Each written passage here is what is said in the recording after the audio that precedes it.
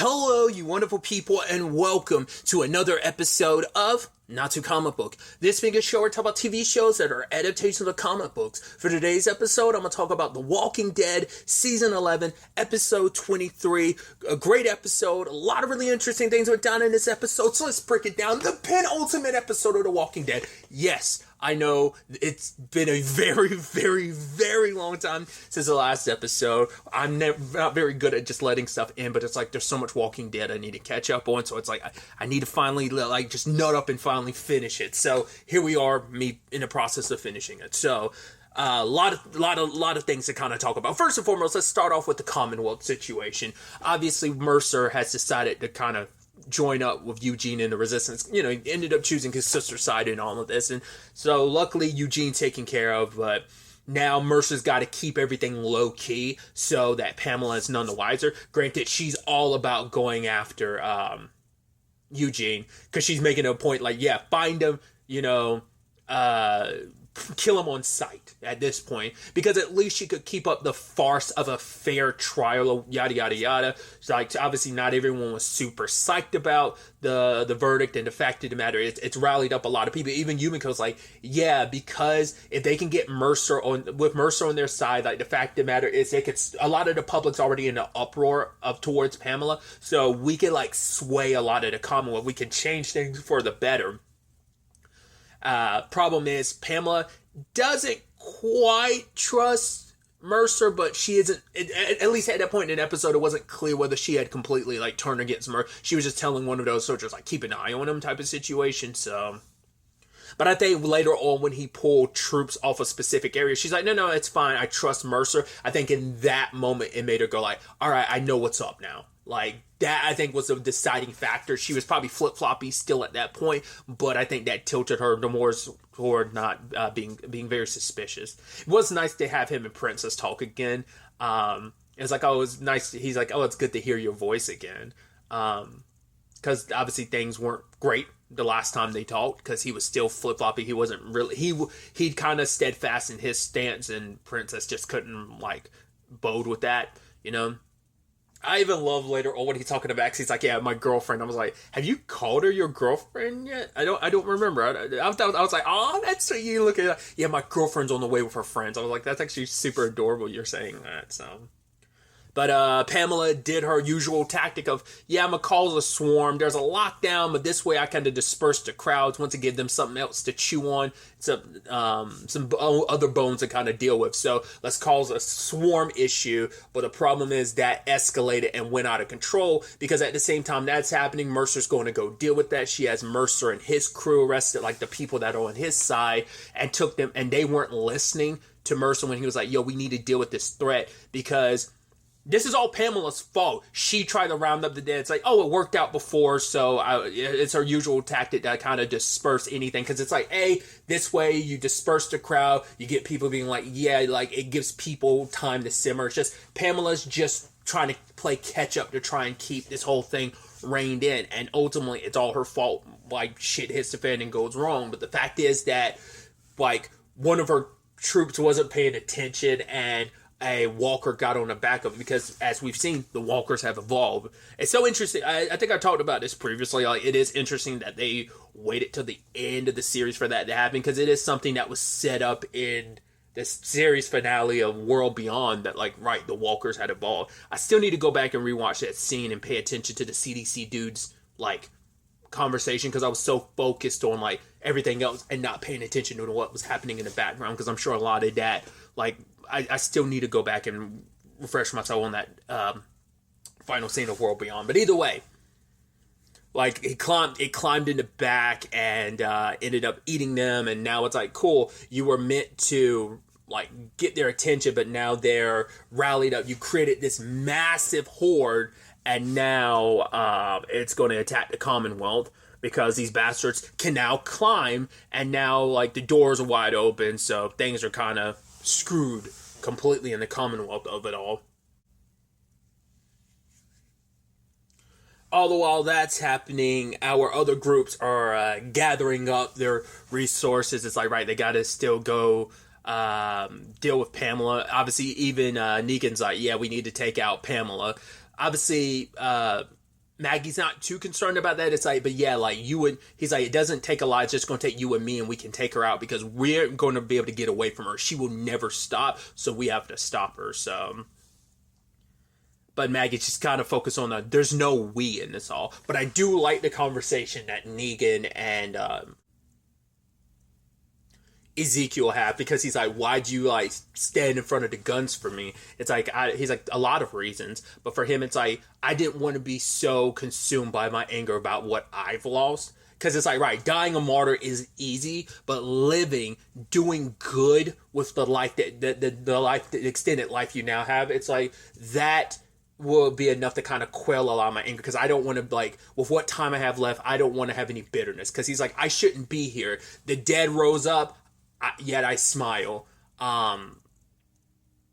Going to war and obviously lost so much, yet I smile. Cancer, and yet I smile, or at least I try to, try to see, like, try to keep that positivity, trying to keep moving forward, because I think for Elijah, it's like, I mean, not Elijah, jeez, for Ezekiel, it's like, there's so many points in my life I shouldn't even be here, but the fact is I'm still here. I got to keep trudging along, got to smile, hope for a better world, help try and create a better world while I'm still here, and hoping that Negan kind of does the same. And for Negan, because even Ezekiel was like, why did you like give up your name instead of mine? Because for him it's like, I wanted my child, I did it for my wife and my child, because yes, his wife knows a lot about all that Negan did. It still doesn't help when you hear other people's stories of like, yes, like Negan was not a good dude, and yeah, there's still some of that asshole in him, but at the end of the day, he's like, I didn't want that to be my legacy. Like, I didn't want my child to only know the stories that you guys would tell of me. I wanted to show that there was more of that. I could sacrifice myself to save all of you, not because I'd get something in return or it benefit me, because I wanted to do at least something right. Because he's like, at the end of the day, you guys are all better than me. Even I recognize that. You might not know it, but yes, even I'm not blind enough. I recognize that you guys are all better people to me. And if you don't think I don't know that, then you haven't been paying attention. I was like, ooh, I love that line. And even Maggie was kind of listening to it. It was just like, yeah, like, I know you guys are better people than me. Because I think that's such an interesting thing. Like, what he still recognizes, like, right, no matter what I do, it sucks, because I think he's kind of had to come to terms with that it's like, no matter what I do, I'm always going to be bound to my past. I can try to be better and do better, but I've also got to recognize you guys have always been better people than me. I've been a piece of shit. And yes, there's still some remnants of that piece of shit in me. Maybe there always will be, but at least I can stop trying to like be good and just, because I'm going to do the right thing for brownie points. It's like, no, I need to do the right thing just for the sake of doing the right thing, not trying to, be better just to be better sake type of situation, So I thought that was just such an interesting situation. And then there's also the Judith of it all. Obviously, like, her talking about all that they've lost and sacrificed, and her wanting to come along with Daryl and them, because for her it's like, I want to fight. I want to be a part of building that world that, like, my dad sacrificed himself for, my brother sacrificed himself for, my mom's out there fighting in her own regards, like, even that sad thing of like, I never really got to even know my mom, Lori. It's like, it is really sad to think about that. It's like, I want to say this is probably one of the first time you ever hear Judith talk about Lori. I don't think she had really brought her up previously. And obviously she wishes she could have had more time with Carl. There's even that line, which I felt like was very foreshadowing, because she's like, my brother, he died saving people, right? And Carol was like, yeah, he did. And I was like, that moment, I was like, it is the truth, but I'm like, I kind of wish you didn't say that, because it feels like we might have Judith kind of put herself in that situation, which she does, but we'll get to. But it's like, they were kind of foreshadowing that ahead of time,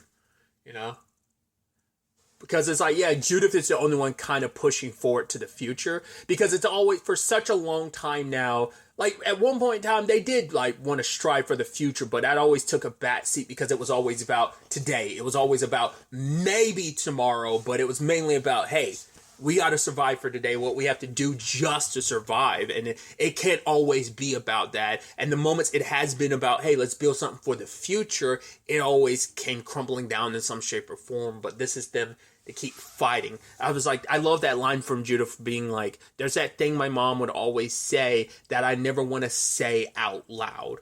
I think it's just because you're just kind of scared to say it out loud because it makes it a little more finite or whatever. It makes it, you put it out there in the universe, like when you kind of say it out loud. And I think it's scary to kind of like try and put your faith in something, which ties into Gabriel and Rosita, where it's like, no, we're going to get Coco back. We're going to get all the kids back. At the end of the day, and she's like, oh, is it because of your faith? And he's like, yeah, my belief in you that we'll see this through. It's not just my faith in general, but it's like specifically my faith in you, Rosita. That's we're gonna walk away from this with our daughter. So we'll see how that pans out. Another storyline element is Aaron and his crew are like amongst the dead. I was like, oh boy, I was like kind of especially when it came to like Mercer's people. I was like, oh god, this isn't going to be good, because I was like, they're going to be in that, well, because at that point it ended up, the group ends up getting separated. It's, oh god, it's Elijah and the others. They get Luke and, oh god, I'm blanking on his girlfriend's name. They all get separated, and I was like, oh god, since they're on their own and they're amongst the dead, like maybe when Mercer and his people try to take those things down, they're going to get caught up in a crossfire. I mean, good and bad. It obviously bad that it didn't get, the swarm didn't get dealt with. Good because it's like they were in the crowd, and so, I mean, we don't know where Elijah is currently. We still caught up with Luke and his girlfriend, but we don't know beyond that about Elijah. But the whole Lydia thing, which is so interesting. Out of anyone, Lydia would be the one that gets bit, considering like being amongst like the dead for so long. You never would think something like that be possible. But it's also because she was so desperately holding, which is so, and I think that's also supposed to be like poetic in this regard of like, yes, because she had no attachments when she was with the Whisperers, and obviously that's changed over time where she got attached to Henry, and then these people who mean something to her. Now Elijah means something to her, and she's got something to lose again, you know. And obviously she's already lost a lot regardless of her circumstances. You know, Alpha was still her mom, you know. She lost to Henry. And just, there's just been a lot. And just for her to get bit, I was like, hey, as long as we lop that arm off real quick, which they had to get to it, you know. And obviously she wants to go after Elijah. She's like, we can't leave him alone. We just can't, because she doesn't want to, like, it's like we don't leave people behind, because it's something that, you know, obviously for the Whispers it was always just about self-preservation. It's like about the group, but it was also about the individuals. And it's like you just kind of, you were on your own when it came to survival. And for Lydia, it once again, it's become so much more. It isn't just about myself. It is about the greater others. It's about others. And Jerry decides to go through. You're like, Jesus, don't tell me don't tell me we can't. That's the last time we see Jerry, is when he leaves, and he's going to be like, oh yeah, basically it's going to be a piece of cake. It's all going to be okay. But I'm like, dude, don't let Jerry die. Come on, he's got a family waiting for him. It's like, please don't. Don't wait till the end to be like, yeah, like good old Jerry, loyal Jerry, hit you with the gut punches. Like, don't do it. Just don't do it. So we'll see how things can play, because that's the last time we see Jerry in the episode. So, but we have the squad of Daryl and Maggie like roll in. They were able to kind of sneak into the place that Mercer pulled guards from. And when they got inside of the station and stuff like that, the whole thing was a trap. Like I said, at that point, Pamela was kind of suspicious, which is such a shame, because who was the first person to catch the bullets? Because he was the first one leading through. I can't remember, was the guy's name Cole? But I remember, because once again, it's been a while, but they do give the context of like, right, he's the guy that, because he's the guy that was at Pamela's party and got like disappeared. And if I remember correctly, because he was associated with Princess's episode amongst the extra episodes of season 10, like, because he's the dude that she kidnapped, or they kidnapped. I don't remember. I believe that's the same guy, because I remember he got in trouble because he got taken and he had to suffer the ramifications for it and stuff like that. But yeah, I want to say the character's name is Cole, but maybe I'm full of shit on that. But either way, like, it's kind of sad, especially because, like, he had just apologized to Princess, and even, Connie was telling him, it's like, no, it's okay, we were looking for you, you have an opportunity to make up for your mistakes. I could be mistaken, but I could have sworn he was the first one out there and he got riddled with bullets in that trap. And quite a few of those prisoners ended up, dying. So, but when stuff popped off, Pamela showed up, and I think she specifically was protecting Daryl. It might have been Daryl or Maggie. I can't remember off the top of my head, but it might have been Maggie that she ended up pushing out of the way, but she caught a bullet for one of them, and Pamela's kind of shocked, like, oh my god, not only did I shoot someone, which I think might have been the first time she's ever done it, she also shot a child. So it's like, cool, you're upset, all of this is about your child dying, even though your child was the most garbage piece of shit human being. Well, not the most, but he's pretty up there. And now you're trying to, like, take out someone else's child. And obviously for her, it's like, you did this. This is all your fault. Like, yeah, if you weren't running things the way you were, Pamela, we wouldn't even be in this situation. But yeah, Daryl's holding on to her and trying to keep her. They got to get her medical attention. But with the dead coming in, that soldier that arrested Mercer is talking to Pamela about, like, right, if we do this, like, maybe we can, like, kind of still save a big portion of the city. But Pamela doubles down and is like, no, gather up any personnel that you can and guard the estates. Only specifically my home and only the people that matter. Everyone else, the lower wards, like, let that be swarmed. It's like, yeah, that's not going to do you any good when it's all said and done, because you let the city get overtaken, you're going to let more dead get created. And when more dead are created, it won't be long until your house gets it as well. Like, eventually, you will run out of ammo. You don't have enough personnel to deal with that much dead who are coming in. But to be fair, the point is to lower, because you're just going to increase the amount of dead, because the more people that die, there are just going to be more people added to the horde. So, but she wasn't thinking about that. She doesn't care. It's just about self-preservation at this point in time. And obviously our core group makes it out of all of this, but they're getting boxed in because of the guards keeping them in the lower wards. And so now it's like, crap, we're boxed in. And I love that line from Negan, like almost like, what was this? Like, I think, he's like, what the shit? Or something like that. Because they see a walker climbing up. It's like, yeah. So everyone's getting a little taste of this advancement.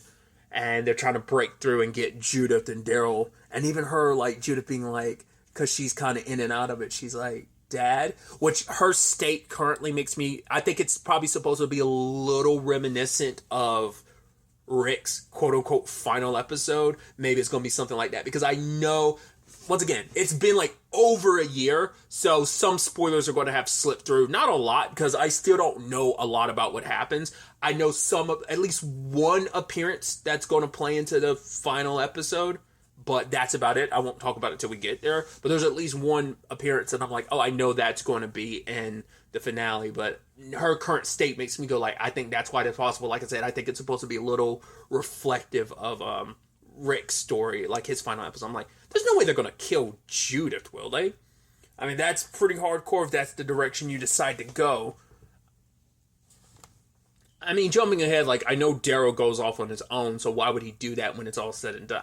I'm curious. Like, I get, because I was like, they're most likely going to flash forward in the finale, just because, like, I know they do that in the comics, because, like, for one, Judith died when Lori died in the comics, so her being alive is one thing, and also it's kind of the inverse, because Carl's the one that's still alive in the comics. Well, I think I think he dies by the end of the comics, but I think, like, he's an old man, or at least older when he dies, so.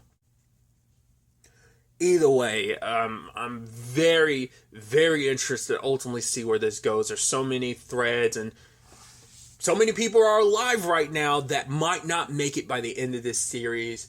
we'll ultimately have to wait to see how this all plans out. Oh, Pamela's definitely getting it. I'm just curious who's going to be the one to put her down. That's going to be the biggest question of all. Like, once again, who survives? It all comes to an end, even though it's been over for like over a year now, and obviously there's been sequel series that have continued past this that I'm just not aware of where the canon lies in this. And like I said, I get the feeling like there's going to be a flash forward of like things, but we'll see how it all plays out in the Walking Dead series finale. But really, that's all I wanted to talk about. Till the next time we meet, be happy, be safe, live life to the fullest, and enjoy it. Good day, and goodbye.